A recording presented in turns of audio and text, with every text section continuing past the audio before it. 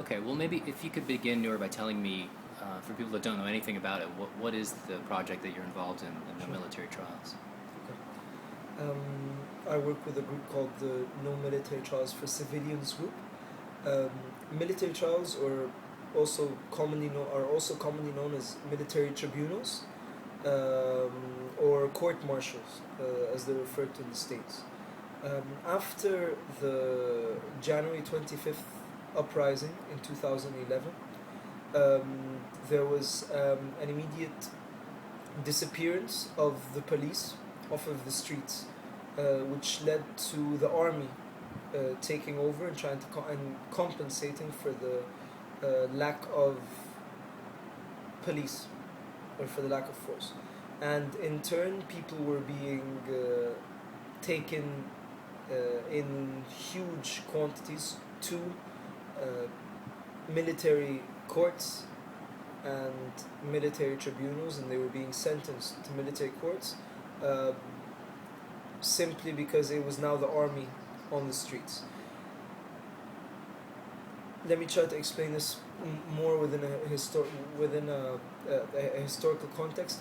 When the police, when there was a vacuum, or a security vacuum, uh, there were certain acts of violence, certain acts of vandalism, and in turn, most people on the streets were viewed as posing a threat to the well-being of Egypt. So the army had this very strange mentality where they were rounding up almost everyone and everything on the streets as an attempt to keep the peace, and in the process, many people were being picked up off of the streets.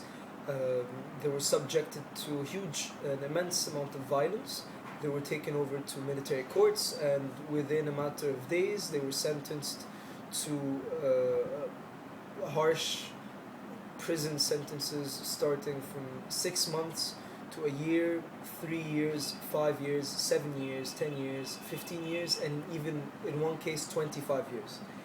These military tribunals, or these military trials take place in a very short amount of time, and lots of the time, the most basic requirements for a fair trial are not met, um, and the sentences are extremely harsh, and they're usually given with very little to no evidence. Uh, this is the pandemic of military tribunals, or court martials, that had spread across Egypt starting the 28th of January 2011, and is ongoing till this day.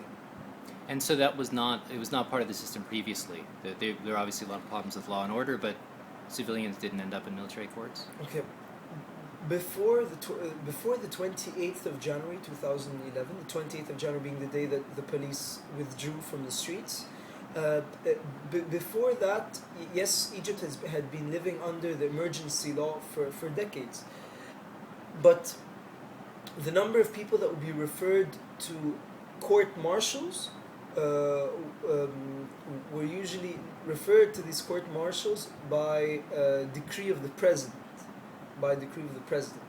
So they were specific cases. They were special cases. Um, what happened after the 28th of January is it became the norm. It became the default that anyone that is taken for any problem is instantly taken to the military, to a military court. And that included protesters. That included some people who fell victim to military trials, or court martials at the hands of the Egyptian military, include protesters, include those who participated in political activities, such as protests, such as sit-ins, and therefore these military tribunals, or these court martials, were used as a weapon by the regime, by the Supreme Council of Armed Forces, to oppress the youth in both legally as well as politically. However, the large percentage, or the majority of those who fell victim to military trials, over the last 18 months were the underprivileged, apolitical segments of Egyptian society. It was people who were being rounded up off of the streets in attempts to keep law and order by the Egyptian army. And when I say keep law and order, I put those in big quotation marks simply because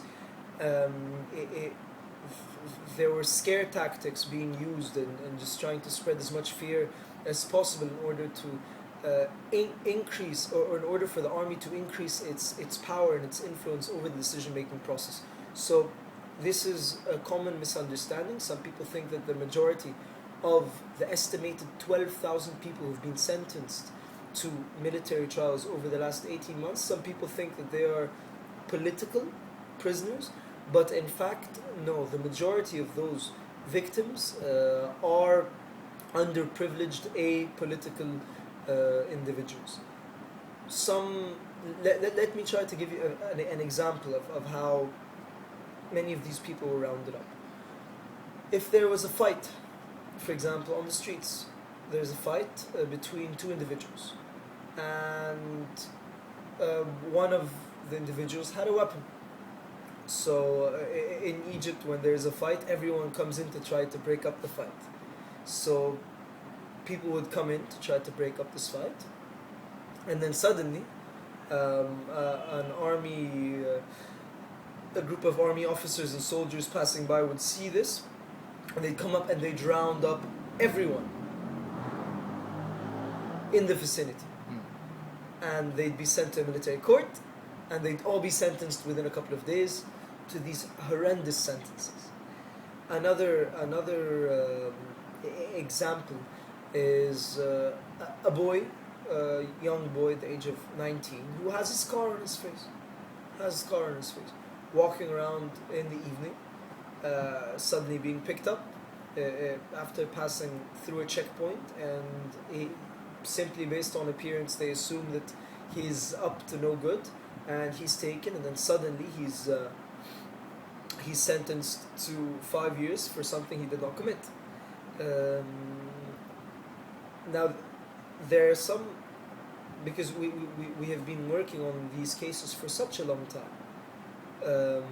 One of the most heartbreaking cases was a family that had been undergoing certain hardships, or the family was having some internal problems, and the father had completely lost control over his son, and he didn't know how to discipline his son, so he decided that he's going to tie his son up and send him to the military as an attempt, because at the time we were still charmed by the military that supposedly protected the revolution. So a father had tied up his son and called the military and said, "Please come pick up my son. I just take him for a couple of days, discipline him, and bring him back, because I want him to be disciplined." So they come pick him up, and within a week, the boy is sentenced to, I can't remember, was it 3 years or 5 years in prison, under the accusation of armed thievery or something like that. And the family's devastated, because the family never intended for this to happen. They were still, charmed by the notion of the military that could come and help and solve all problems. So these are just some examples of how these atrocious courts had been functioning over the last 18 months. However, it has been prominently used against many activists. It has been prominently used against journalists. It has been prominently used against protesters and demonstrators, as well as different types of protests, such as labor protests as well, protests or strikes that were happening in companies and factories. Lots of these people were being sent over to the military courts and being tried over there. Most recently, and this is the largest number of people who were rounded up and were rounded up and arrested and detained and were being put on trial in front of the military court was in May of 2012, after the Abbasiyya clashes. Abbasiyya sit-in was a sit-in by the Ministry of Defense, which is the headquarters of the Supreme Council of Armed Forces. After these clashes had been very violently dispersed, over 330 people were arrested, rounded up, and were being put on trial in these horrendous courts. So there were many attempts by the current regime to claim that they're not using military trials anymore. There were some claims that there have been amendments to the military judiciary law, but yet all we see is the continuation and the use of these military trials to oppress the Egyptian people, both politically as well as socially. And so, how did your organization start, and how do you try to combat this?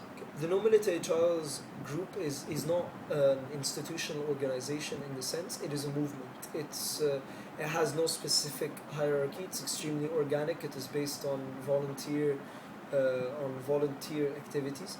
The group started in March of 2011 after a large group of our friends, many of which were participating in a sit-in or continuing their sit-in in Tahrir, when their sit-in was violently dispersed and over 120 people were arrested and they were sentenced to military tribunals, or sentenced in military courts, and most of them got prison sentences, some of them suspended, and some of them they were expected to actually go through or to serve their punishment, I mean. So this is when we started paying attention to this crisis, because these military tribunals have been happening all through February, and we were kind of people were still in the shock of the revolution, the shock of everything. So it took us about a month to absorb what was happening.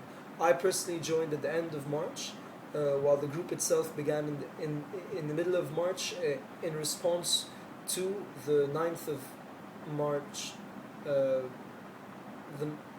9th of March dispersion of the protest. Okay, let me just. Sure. Let me try to give you sound bites because I feel I'm Yeah, no. I'm rambling.